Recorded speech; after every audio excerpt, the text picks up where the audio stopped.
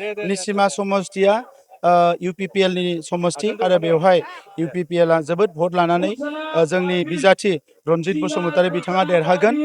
निसिमा समष्टिनि नांगलभाङा ओनसोलाव जोङो दिनै फैनानै बिसायख'थिनि फोसावनाय मेलाव बाहागो लादों आरो जोबोद रोजा रोजा सुबुङा फैनानै बाहागो लादों। निसिमा समष्टिया UPPL नि समष्टि आरो बेवहाय UPPL आ जोबोद भट लानानै जोंनि बिजाथि रनजित बसुमतारी बिथाङा देरहागोन। दिनै बेवहाय जों माइनरिटि एरियायाव मिटिं गादों, गुबुन गुबुन जायगायाव जों मिटिं गाबाय आरो नुनो मोनदों जे बेवहाय माइनरिटि मानसिफ्राबो जोबोद गोजोननाय मोनदों।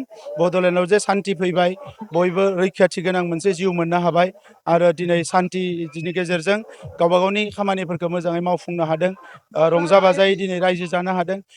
बेबायदि बिथिंखौ नुनानै, बेबायदि थासारिखौ नुनानै गासैबो हारिया रंजादों आरो बिनिखायनो नैबे बिसायख'थियाव जों नुदों UPPL हान्जाया 40 समष्टियावनो जोबोद मोजाङै दावगालांगासिनो दङ आरो फैबाय थानाय समाव जों जेरैखि जाया साक्सेस जागोन आरो देग्लाय हारसिंनो सरकार दानो हानाय जखानि मासिखौ मोनगोन।